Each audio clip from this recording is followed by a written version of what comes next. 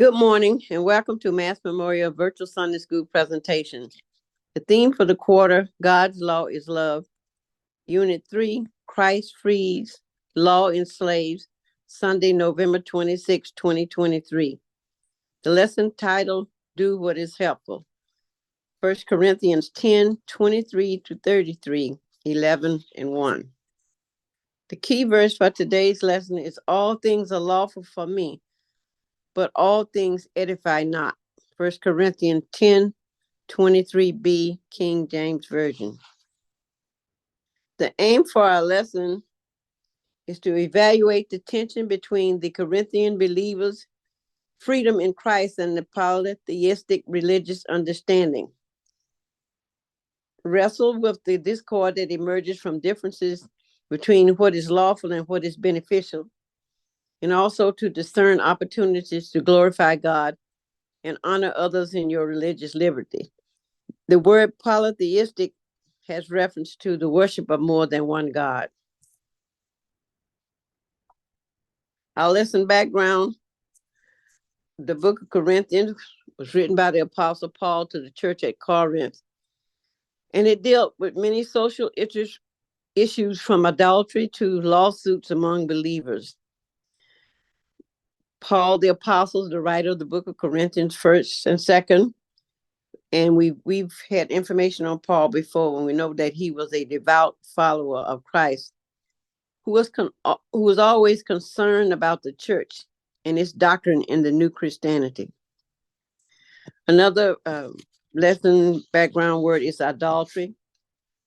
Idolatry is the worship of someone or something other than God as though it were God. The first commandment is, you shall have no other God before me. Continue with our lesson background, the church, something on the church at Corinth. Today's lesson deals with Paul's response to the church at Corinth as it relates to idolatry and dietary restriction, which is the most significant part of today's lesson, which means they were concerned about what to eat, what kind of meat to eat, especially if it had been used in sacrifices. Our lesson scriptures, do what is helpful, and then the question mark, how? In other words, how do we do what is helpful? And what was Paul's instruction to the church at Corinth on how to be helpful? Paul basically, in these next 3 verses, I will read these verses, but he concentrates on how to be helpful without offending. I'll read the scriptures first and then we'll talk about it. 1 Corinthians 10:23, all things are lawful for me, but all things are not expedient. All things are lawful for me, but all things edify not. 1 Corinthians 10:24, let no man seek his own, but every man another's wealth. 1 Corinthians 10:25, whatsoever is sold in shambles, that eat, asking no questions for conscience sake. Going back to discuss these verses, the 1 Corinthians where he said all things are lawful but not expedient. The Christians at the church in Corinth took this to mean that everything is permissible, but it was not a license for them to do as they please. And Paul tried to clarify this statement by saying all things are not beneficial and may be spiritual detrimental. So some of the Christians were not mature enough to understand this. So as we go on in our scriptures, we'll see where he had to break this down to the new Christians. If we look at this today, where it says all things are lawful, but not all things edify. And we can take this when we look at many of our own people who have high blood pressure problems or certain illnesses, and maybe have dietary restrictions, but yet they eat everything, which does not edify and does not help them. And so that's kind of a simple definition of what Paul was trying to get over to the church at Corinth. And in the verse 24, he says, don't seek things for your own self. And this has to do with just being selfish, of a mindset that is all about me. So Paul's second principle was he tried to make clear to the church that the self-seeking attitude does not should not dominate freedom in Christ. And for mature Christian, this meant that the welfare of others should always take priority. And so this was something that he really instilled in the church. And we know that this is not the first time he talked about not putting self first. The one thing about the church at Corinth, it contained Jews and Gentiles, and it also contained people who had previously worshipped idol gods and made animal sacrifices to those gods. So it was a problem that the Jews, that they weren't going to eat this meat if they knew it was sacrificed by animals to idol gods. So what Paul said, he was trying to make it clear or interesting. He actually said, just sit down and eat and don't ask any questions for conscience sakes, which means if you don't know, then you don't have that to worry about. I'm not sure that's a good policy, especially in this day and age. And because what they were concerned about, if they knew that this meat had been used and sacrificed to idols, then that was a huge problem for the people at the church at Corinth, especially the Jews. But Paul said, if you don't know, you can eat it with a clear conscience and not defile a person that's weaker. But if you know, this gets to be a problem because you will basically end up insulting the person who prepared the meal by not eating. So it's kind of like being caught between a rock and a hard place. So his instruction was just do not ask questions. Ask no questions for conscience sake.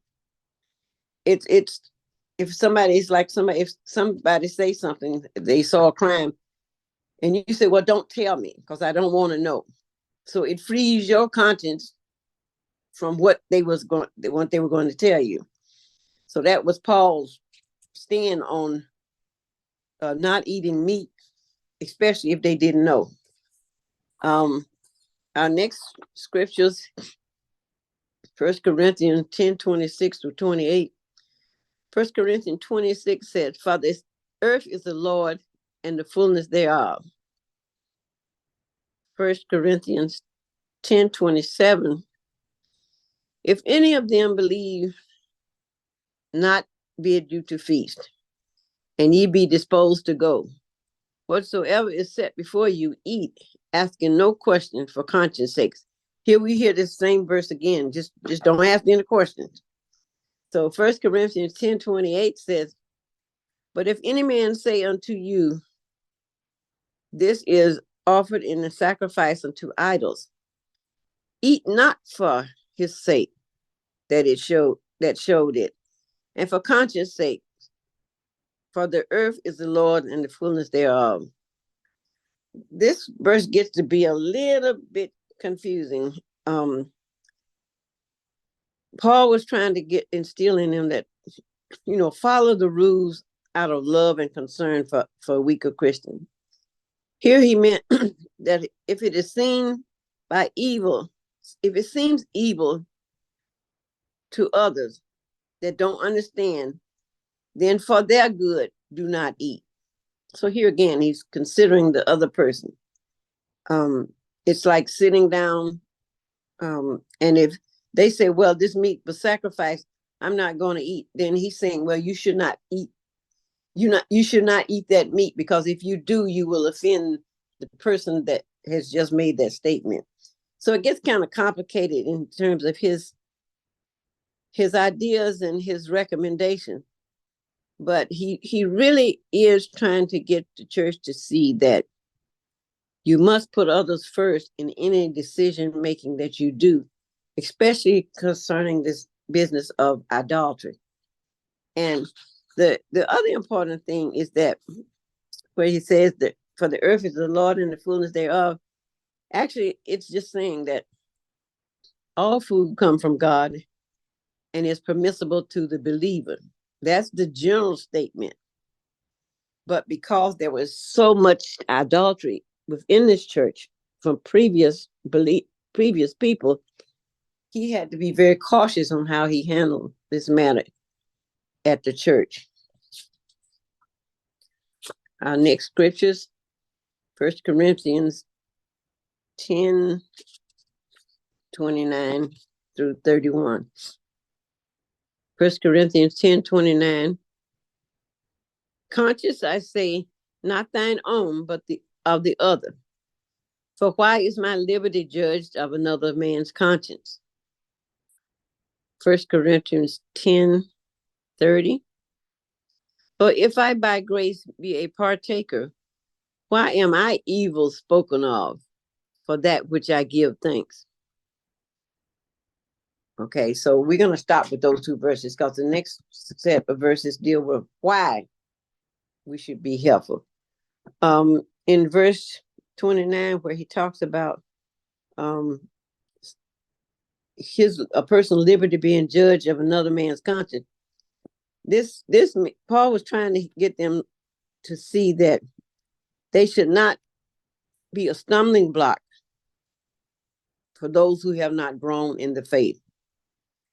And oftentimes, some decisions that we make can put stumbling blocks in new believers in their way.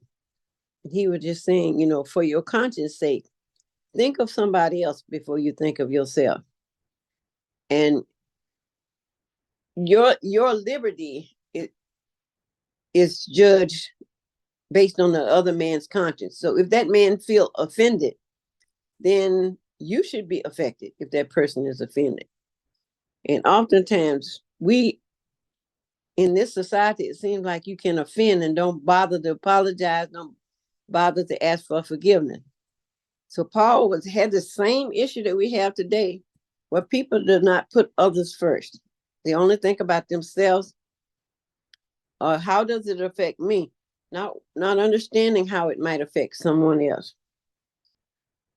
And in the first Corinthians, he also talks about among the weaker Christians, people don't understand and they see things in a different light. You can have 10 people in a room and stage a crime outside, you'll get 10 different reasons of what happened, or 10 stories about what happened. So here Paul is trying to get them to understand that people look at things in a different light. And no matter what the source is, even in spite of this conflict with eating, with adultery, you should give thanks no matter what. And that's something that we really need to accent today. Just give thanks for what you have. And, oftentimes we're so busy and wondering how Mr. So-and-so got his car, Cadillac, or whatever, instead of being grateful for what we have. If you're not walking, you should be grateful.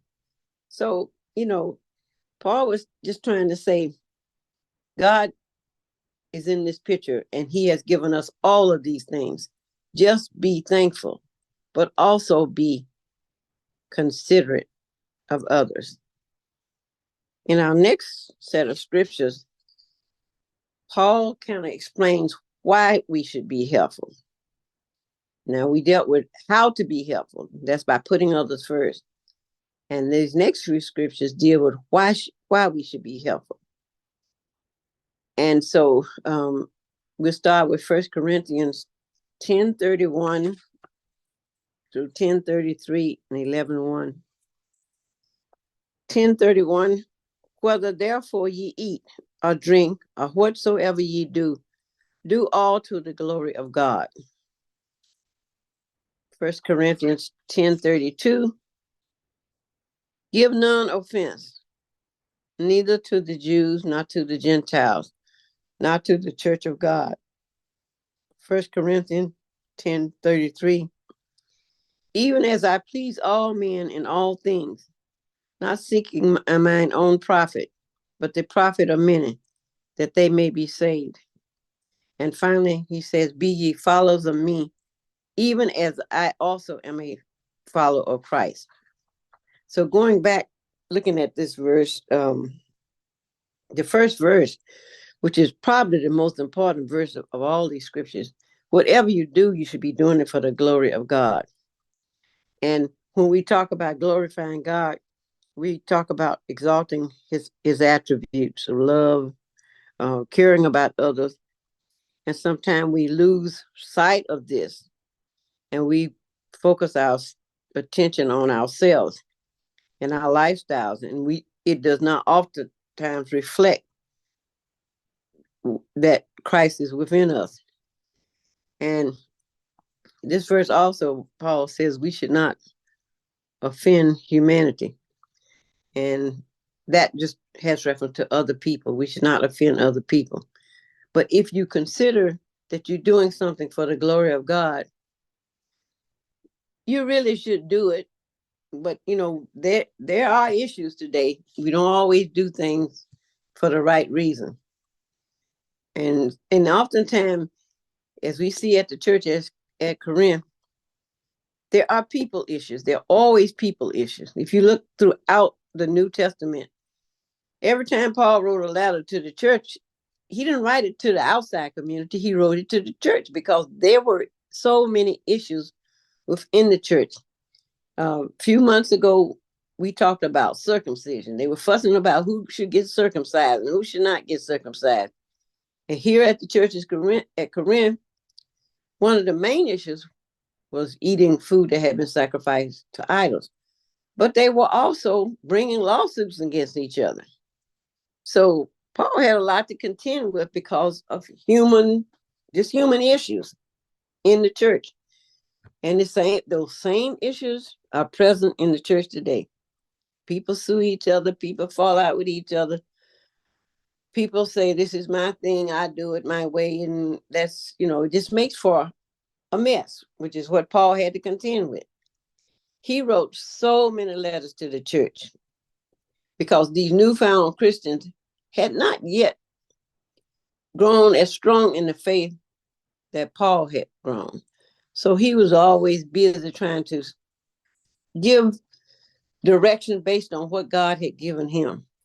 So when we look at 1 Corinthians 32, 10 and 32, it says, don't offend. Don't offend the Jews and don't offend the Gentiles. And above all, don't offend the church of God. And this is just his practical way of saying, you have to start achieving this newfound Christian freedom with the purpose of bringing others to Christ and to glorify God.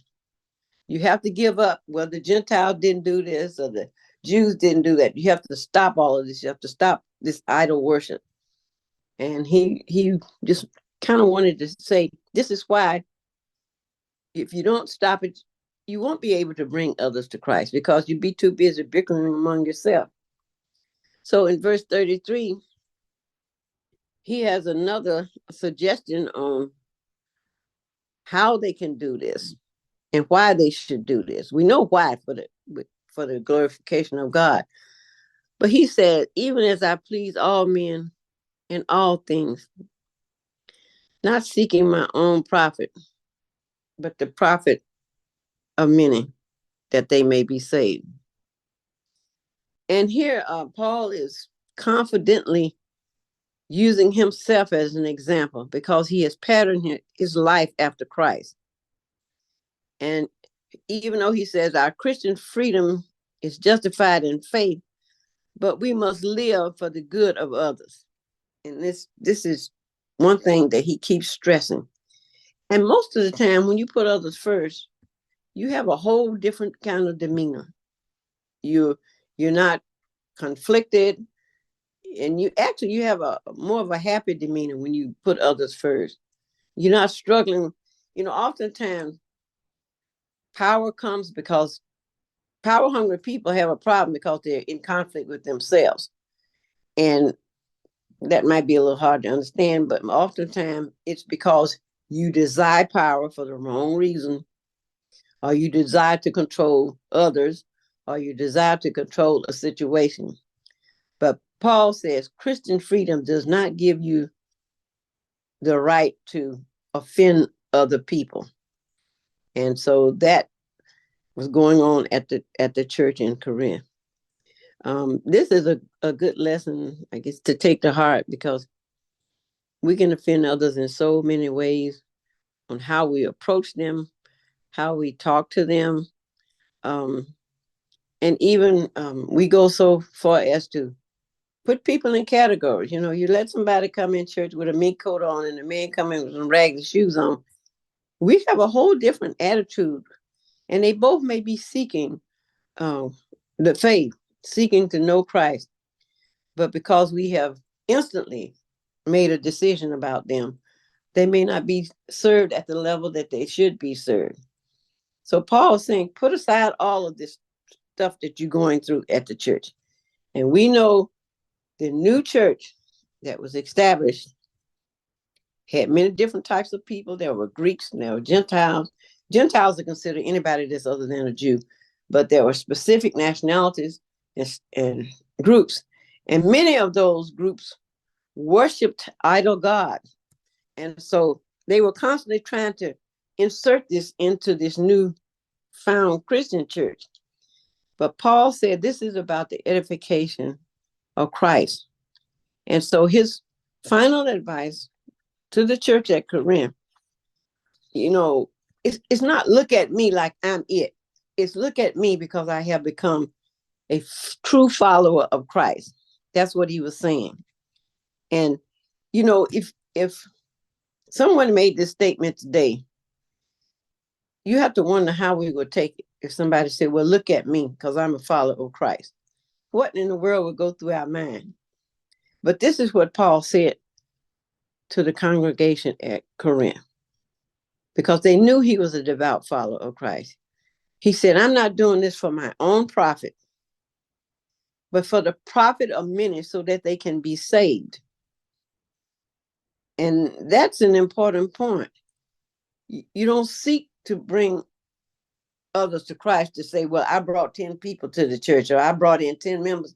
No, you brought them in so they could be saved and have the benefit of the faith, just as you have the benefit of the faith, and that they can be saved. So this was a very strong lesson on how to treat people and why we should treat them right. And this is within the church. This is not outside the church. This is within the church. So even though this was hundreds of years ago, maybe 1,000 years ago, we still have the same problem today. And on that note, we're going to go over to our practical applications. Paul talks about Christian liberty with care for others. Basically, he was talking about the church at Corinth. And it didn't matter, basically, what they ate. But Paul wanted them to dig deeper and see that this idea could also lead others astray. You know, they were concentrating on one idea. You know, they were used to having things according to the Jewish custom. Jewish custom did not eat meat that had been sacrificed to idols. And so Paul was trying to get them to see that that can also be offensive to some other people. And so if you're going to, he said, if you're going to come into this new Christianity, try not to lead other people astray. And so this can apply to today, because oftentimes we do what we want and ask for forgiveness later. But that was not Paul.